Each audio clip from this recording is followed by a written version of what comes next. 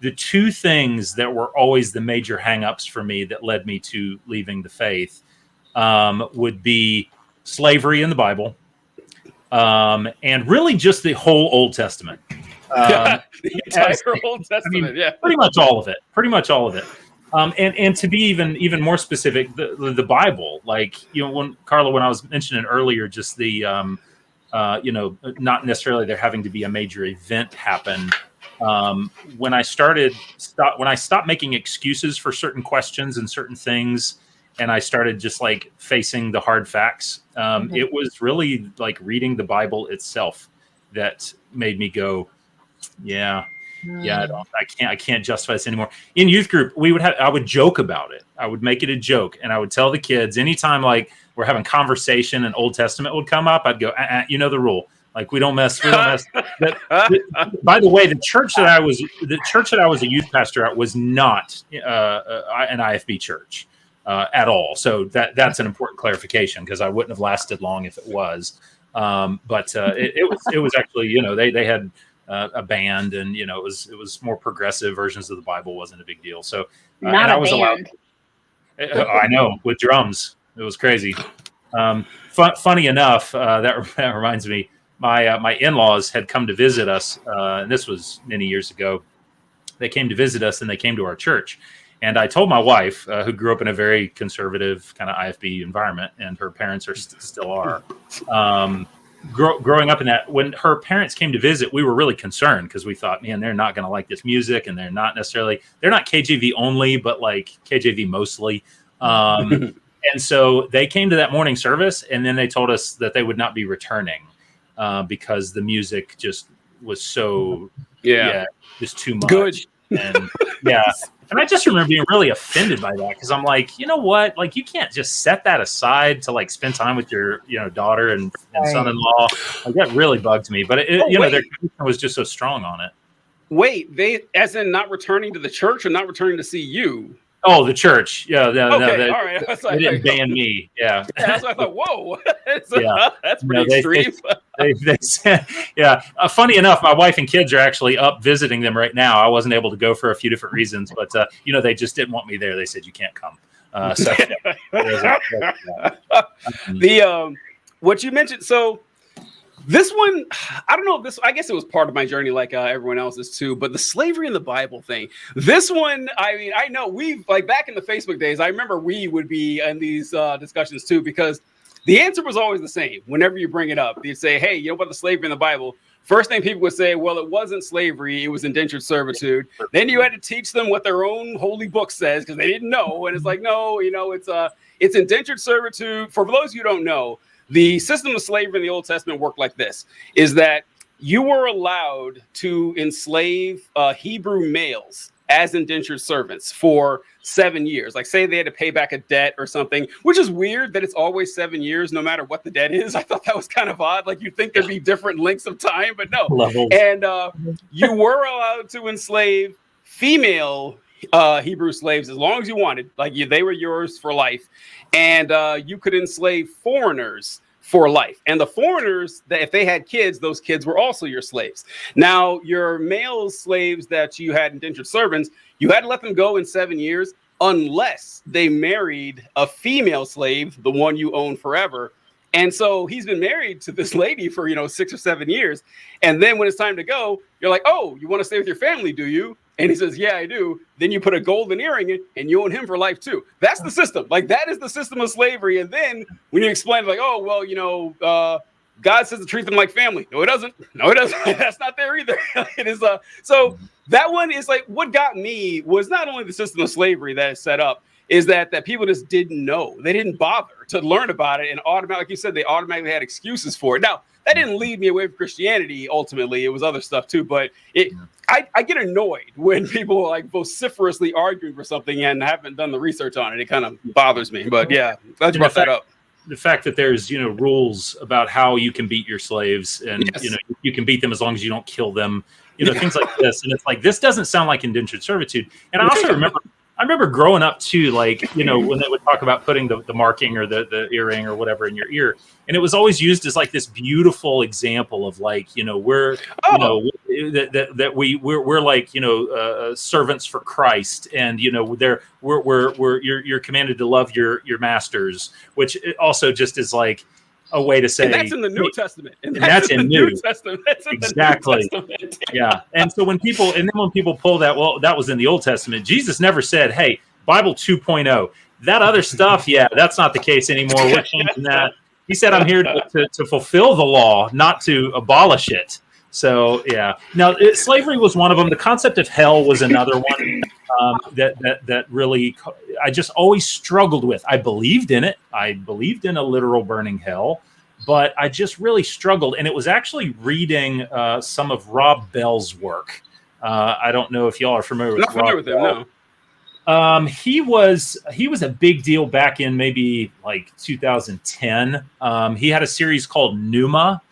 And they were just short, really well done, well produced videos. But he came out with a book called Velvet Elvis. That may sound familiar. That possibly does, yeah. Velvet Elvis. He basically came out and said that he didn't necessarily believe in hell.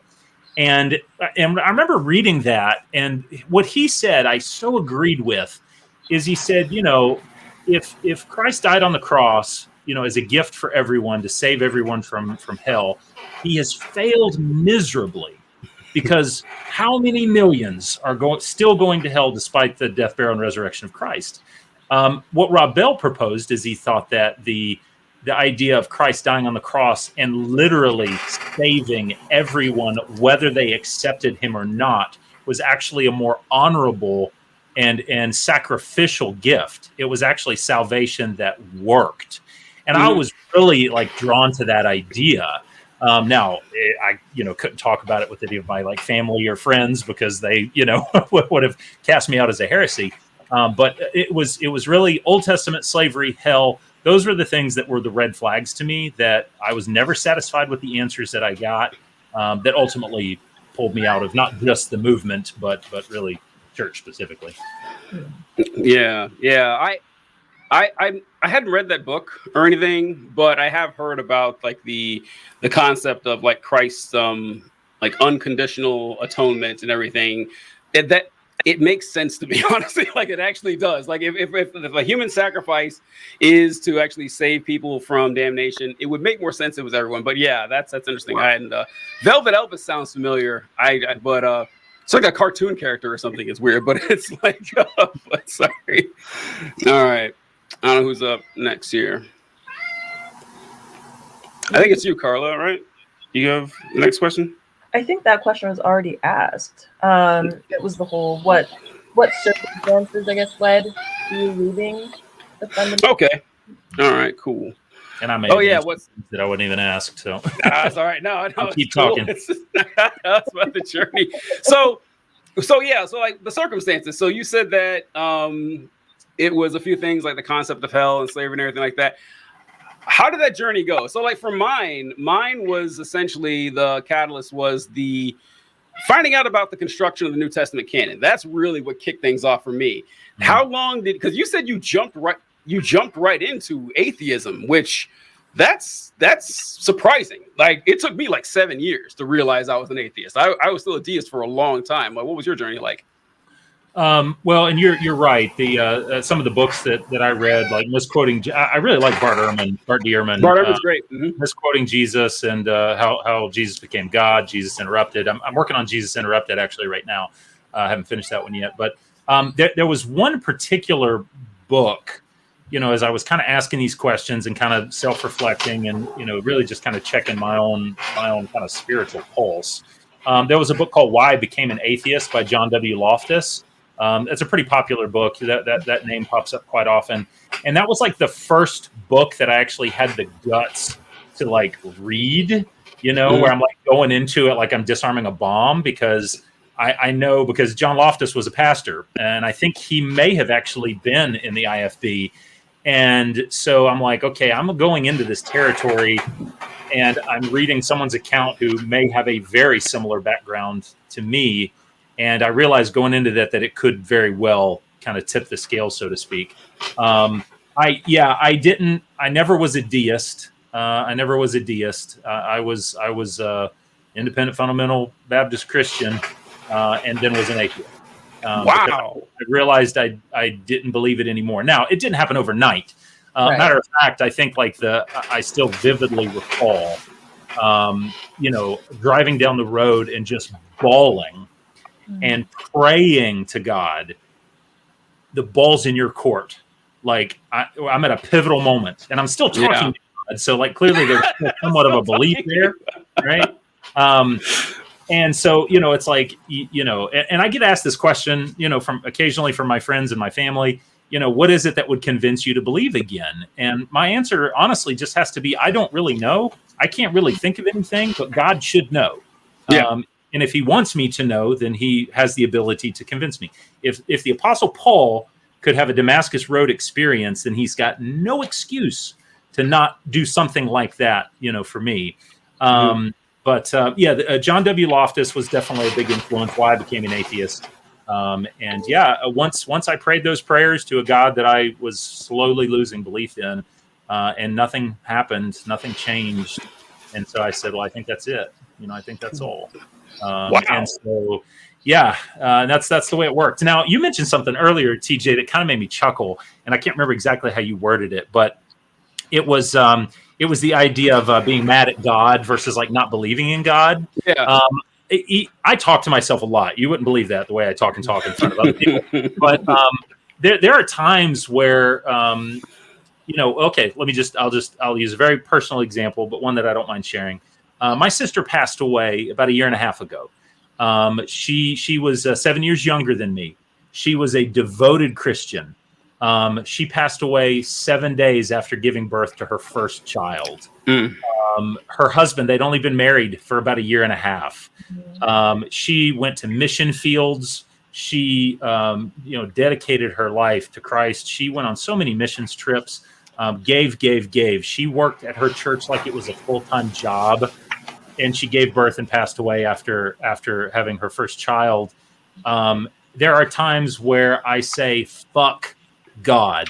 There are times I'll just say that or think things like that because I'm angry. I don't believe, I'm not convinced God exists. Yeah. But the God that I used to believe in, and I'll even think on the off chance I'm wrong and there is one, I'm okay saying this because it's a therapeutic thing. And so, but that was something you mentioned that was kind of interesting, where it's like, being mad at God, but how do you be mad at God if you don't believe in God? I think it's actually possible. It's the same as me being mad at Voldemort for what he did to Harry's parents. Screw Voldemort. It's and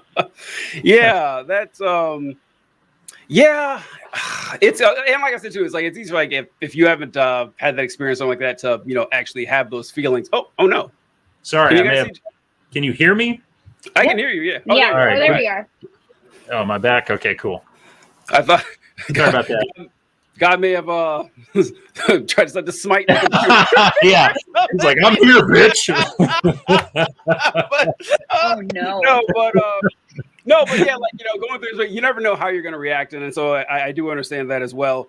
The concept of hell, that's an interesting one, because that happened. That was one of your first problems, right? Because what I'm trying to think about here is that, if I put an example for me, when I first lost my faith in Christianity, I still believed, like, I had the look at the trees argument type of thing. I was like, okay, well, why is there something other than nothing?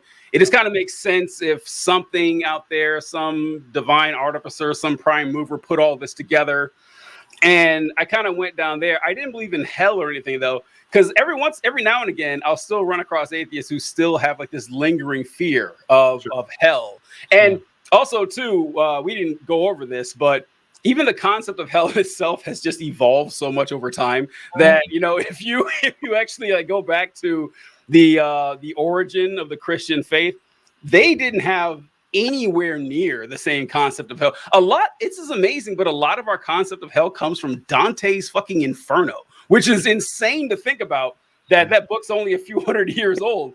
But it's kind of wild about that. So did that really did that ever creep up on you or anything?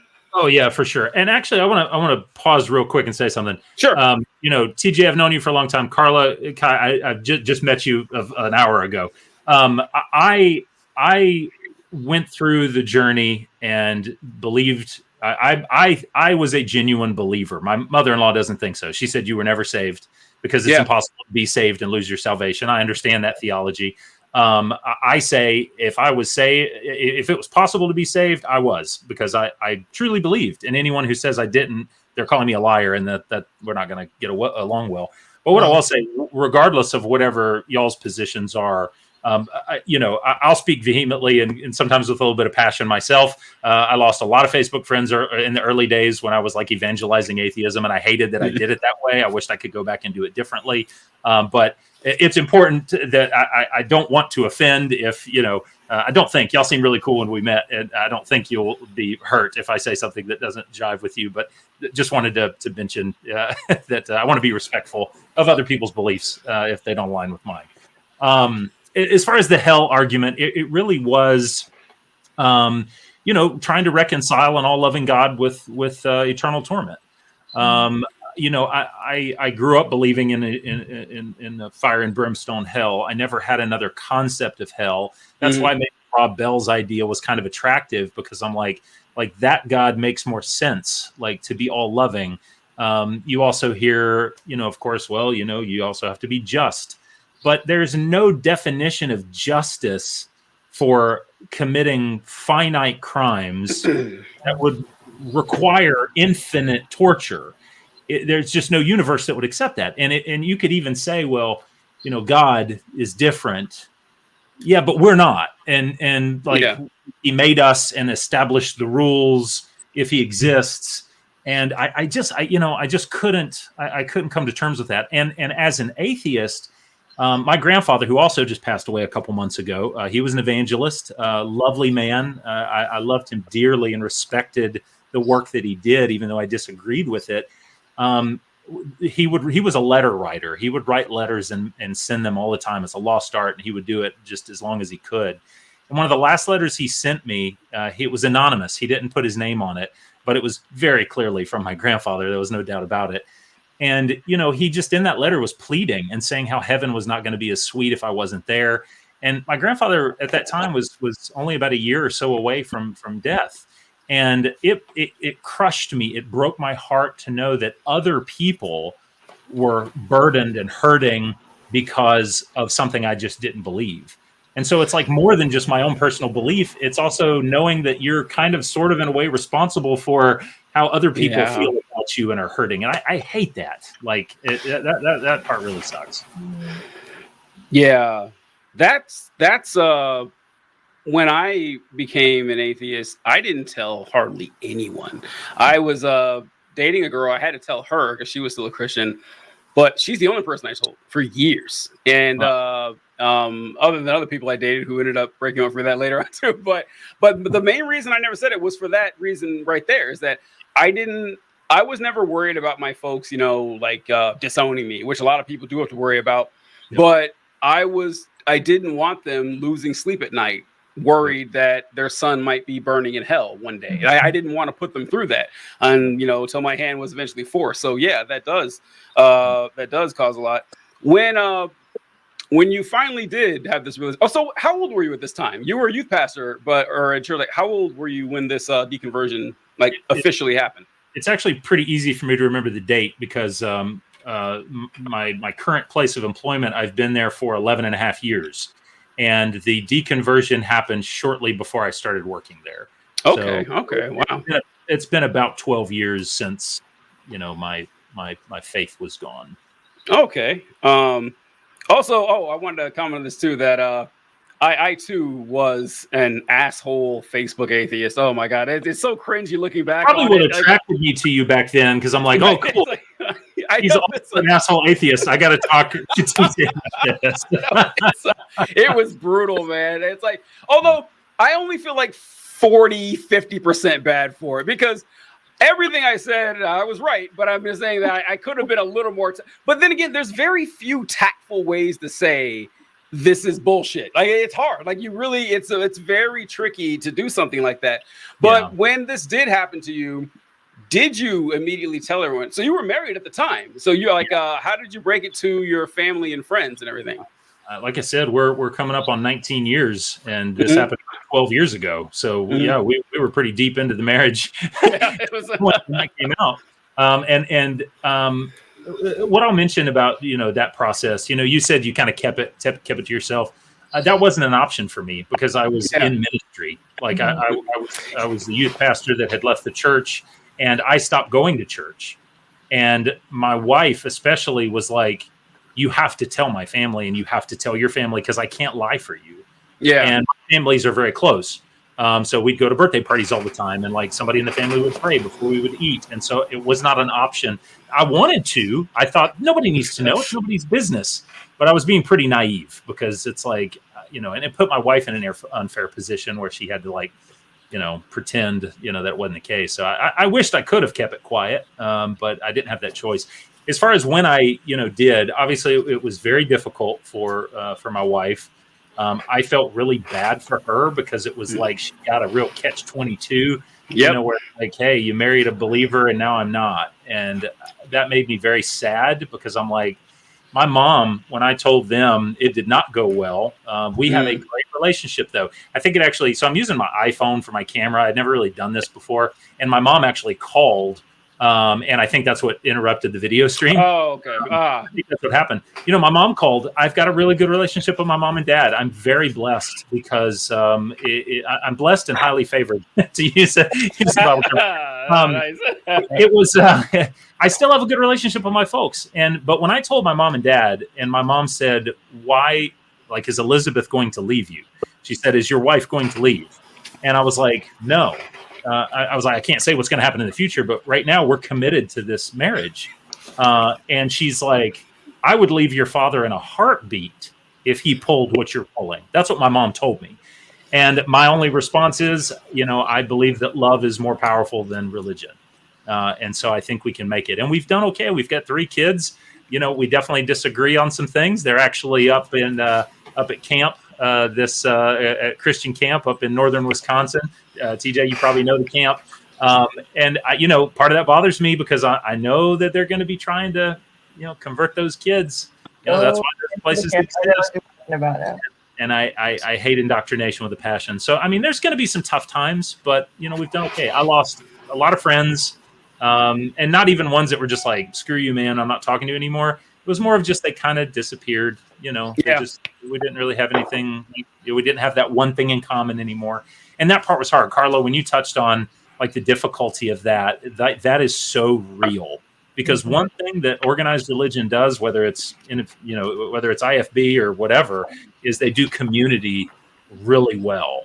Yeah. And so it's like if you're not in those movements, you have to kind of own that and try to make community work in a different way. But they do that well, and so it feels like a divorce because you just lose so many different friends and family occasionally. But I'm very lucky with my family. I will say that they've continued to be.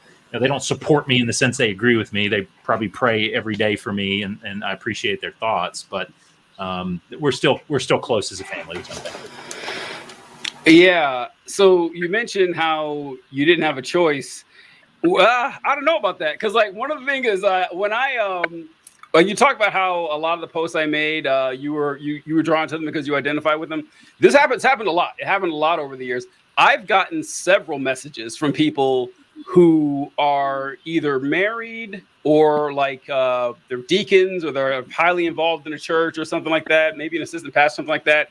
And they don't tell anyone because they're like, I might lose my family over this. And, the church is how I make my living.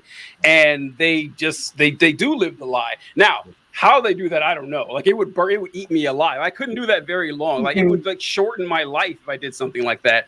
And like you and I, we're incredibly fortunate to have families that, did accept our beliefs or however they were. Like in Kai's testimony, I remember she talked about. So Kai, if you don't mind, like with Justin, because I remember you said that your family, you guys have like a strained relationship. Was that over the religion thing? Because it was like when you were like 18 or something like that, if I remember correctly. Yeah, so I was 18 when I got kicked out for very dumb, asinine reasons. And it kind of like fractured. That definitely fractured the relationship. But then like the way things progressed and like the decisions that my parents made around that, I think like didn't help. And then like things got better, and then they whatever. And now we just don't talk. But it's not necessarily related to the church. It kind of is, but it's more of like related to like my upbringing and like setting boundaries that I'm not going to get into it all in here. We can talk off. But I think getting kicked out of the church and my house at 18 definitely like fractured it. And then I've just gone in a different direction. Like I'm still a Christian. I still go to church. I'm just not IFB or anything close to it. So my parents, it's definitely part of it's probably like because of the IFB, but also there's a lot more to it than that. So I don't know if that really like connects the dots there. Oh, no, it's fine. I just couldn't remember, like, because I know you had left the IFB, and I couldn't remember if that's what would cause the schism. But it was like I think it started it. Yeah, it seems like it was tangentially related, if nothing else. And so also, I don't remember when I found this out because I knew you were married, and I didn't know if Elizabeth felt the same way or anything. And then I saw some post. I remember I was like, and where it was very clear, or you said something like that, and I was like, oh wow, because I expected, I was like, oh, is that going to work? With the whole, and I don't think I can think of another example. Actually, I can't think of another example of someone I know who was in the situation that, and you've like been at this for over a decade. Like you guys are going really strong here. And like, that's, I don't want to say commendable. Like I had a boy, that's not what I mean, but it's like, it like hearing that your mom said that, it didn't surprise me that she said that because that's the reaction I would expect from most, believers, married or otherwise. And I'm not saying it would be easy, but it wouldn't shock me if and when that happens to people, it's like, oh yeah, well, I know the rules. Don't be unequally yoked and everything. So like that's amazing. Yeah, and I would take an attaboy because I think like any relationship, it takes two, right? And I want to make it work. I try to be respectful. Over the years, like initially, if there was like any comment or anything about like religion or Christianity at all, my wife just couldn't talk to me about it. It was just too sensitive. It was too soon. But over the years, like we're able to dialogue around certain topics. And I feel in a lot of ways kind of privileged because I've been in both camps. So I can understand where folks are coming from because I was there. Like that was my life. That was everything. And so, we'll both joke and have agreements on like, the Southern Baptist church movement or the mega churches, we'll make fun of those things and we both can get along on that topic because we're like, Joel Osteen is just, what a total fraudster. We can talk about that kind of stuff. I even remember, and this is with my in-laws, who also are very wonderful. I love them, and they're great people. They're really great in-laws. I remember once we were on vacation, like the whole family gets together about once a year, and we usually will go to just a local church wherever we are, and it's always kind of fun because you don't know what you're going to get. It's like chocolates. And so I remember one time we went to this little church. We were on vacation in Virginia, I think somewhere, some cabin or something. And we went to this little church and it was rough. I'm sitting there as an atheist and I'll listen and I'll take notes and I'll kind of like, debate in my mind while I'm listening to the pastor. But it was rough, even by like Baptist standards. And after it was over, I kind of made the joke. I said, you know what? I think even the atheist in this family could have preached a better sermon than he did. My mother and father-in-law laughed. It's like, I'm sure they were probably crying on the inside, but they, it's like, you can joke about things. But yeah, I am extremely fortunate. And, Elizabeth, it took her too. She wanted to make it work. And she's awesome. I want this to last as long as it can, and I don't have any reason to think it's going to change so anytime soon. So, oh, that's. I do want to say you're being far too modest. Like I guarantee a lot of atheists could preach dynamite sermons. I mean, I'm positive we could. I'm positive we could. You know, I don't see that being a huge issue at all. What have you seen? I don't think I told you this question was coming, but what have you seen as in trends when it comes to people who grew up like us and where they end up? Of course, it's all over the place. But like, for example, one thing I've noticed in more or less I haven't been to a church service in a long time, but I've seen the familiar trappings and the messaging. Because when all of us were little, like Carla, you mentioned the fire and brimstone preaching. I see a lot less of that these days. I see a whole lot less of that, like almost never. And that was always the main selling point, you know, back in the 90s and early 2000s. Like, it was fire insurance. Hey, you know, you don't want to go to hell, right? So accept this free gift of Jesus Christ, accept him into your heart and all that. But now it's kind of more like, hey, come to this church and develop a close personal relationship with Jesus Christ, and that will enhance your life and make it better. And the hell stuff comes. It's like Scientology. Like, the hell stuff comes later. Like the stuff that's harder to stomach seems to be pushed later on. Have you seen that? Because I've seen a lot more of this, obsequious, ingratiating version of Christianity than existed, any time in the 20th century. Mm-hmm. Yeah, 100%. I mean, societies evolve, cultures evolve, people evolve, things change. I mean, it's a lot of the jokes that we were all saying that we have in common. It's so different now, just with the invention of the internet. It brings people together, and it gives more perspective.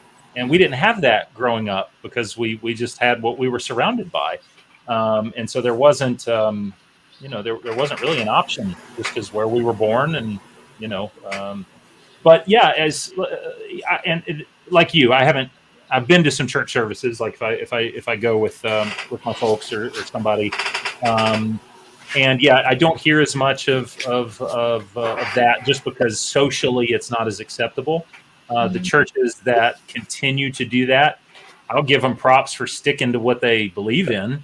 Right? That's what I said. That's funny. I said the exact same thing. Yeah. That's so funny. And this is it's like, how do I word this, or how do I say this without sounding like a bigot? I'm not a bigot. I'm not going to say that. I know, I'm afraid. Like, how do I say this? When you have churches, I don't even know if Baptist churches, and definitely not IFB churches, I don't guess, where they will, have gay marriage ceremonies. They allow that in their church. And then you've got the other churches who, that's a sin, that's wrong. Oh, you can't do that.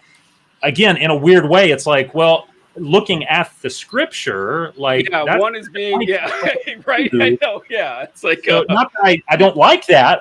They should be able to marry whoever you want to marry, but from like the authority of the church, it's like you either have to change and lighten up a little bit, or you're probably going to close. I do believe that that the religious, especially Baptist, independent, fundamental Baptist, it's one of the fastest shrinking groups in the country and in the world, because they're not evolving with culture, and it's just a matter of time before they die off, literally. Literally, yeah, you're right, yeah. So yeah, absolutely. I think they have to change. They have to evolve, or they won't survive. Yeah, was it Kai? Were you? I've lost track of like who was here for each episode. Like, we rotate sometimes, but was it all four of us that did an episode about the Southern Baptist Convention, or was were either of you there for that? I think it was you and Kayla. Oh, it was me and Kayla. Or maybe we talked about it. Did we actually do it? Okay. Oh, maybe. I can't remember. Well, the Southern Baptist Convention met. Did you guys talk about that, Justin, a few months ago? It was in Indianapolis, and they had about women preachers. Yes. They had a vote on women preachers, and I can't. It was like by one vote they allowed women preachers or something like that. Oh, and they also voted on the Nicene Creed, which I thought was weird because did any of you guys ever learn the Nicene Creed as Baptists? I never did. I knew what it was, but I never had to memorize it. Yeah, I didn't have to memorize. Yeah, when I got to college, I knew about it, but I didn't memorize it. Yeah, and so they were voting on whether or not they should recite the Nicene Creed during Southern Baptist church sermons, they voted it down. They said, no, we're not going to do that because we're not Catholics. So get out of here. But you know what they do? They did at the conference every day? The Pledge of Allegiance. They did that every day, which I found very funny that, it's kind of devolved into this civic religion. But you kind of answered the next question I was going to ask is like, one thing that we like to do, Kayla reminds me of this all the time, that where the point of the show is not to gun for religion in general. And, they got to kind of rein me in sometimes for doing that. But it's like, that's not the point. Like, the point is, I got Kai's not. The point is that the pernicious nature of independent fundamental Baptist, cult in general. And so outside of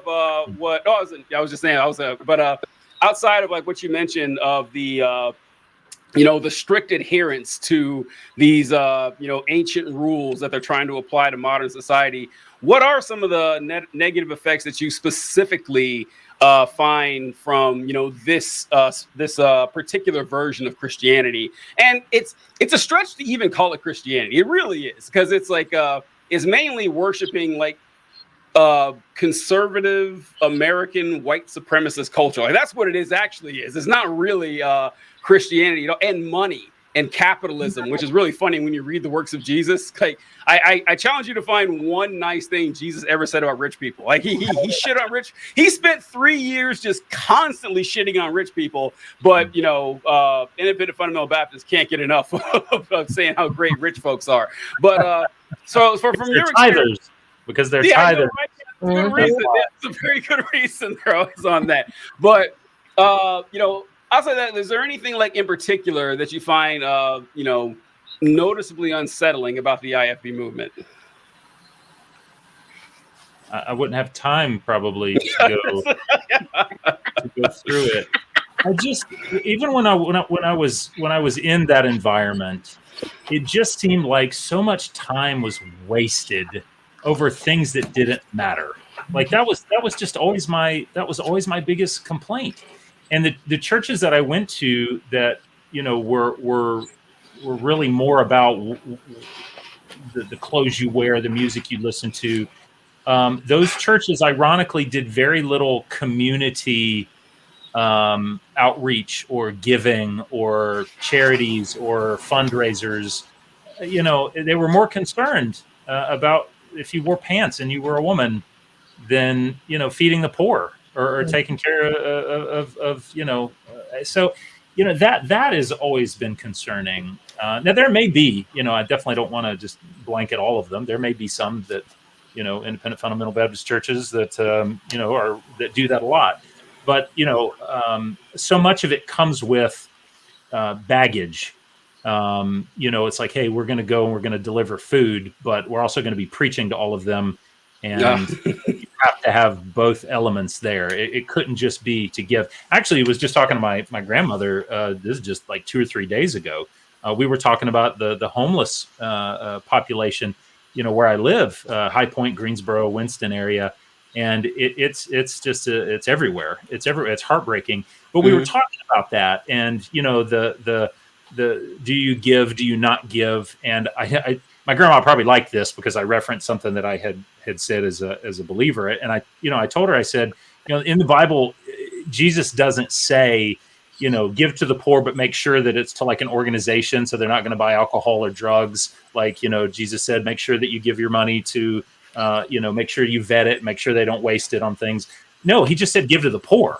Like there was no requirements to it. Feed your neighbor. It was pretty straightforward. It wasn't our responsibility to do the vetting. It was our responsibility to just give. And unfortunately, there are way too many churches that don't take that key and move forward with it. If they did, I'd be a lot more tolerant of their existence. Be a lot less complaining about church if they did stuff like that. I know that's one of Kai's big issues there about churches focusing on things that just don't matter. I was thinking that was like Kai's wheelhouse. Yes. I saw her nod. Yes. Oh yeah, I know she's got something to add to this. Well, because like I remember being a teenager in youth group, and like they want all these people to come to church, and they make all these big pushes for like new people and whatever. But oh, by the way, I literally in our youth group room, they had like a box of clothes, and it was always for the girls. And if they weren't wearing the right thing, they would make them put on a different shirt or make them put on a skirt, and Man.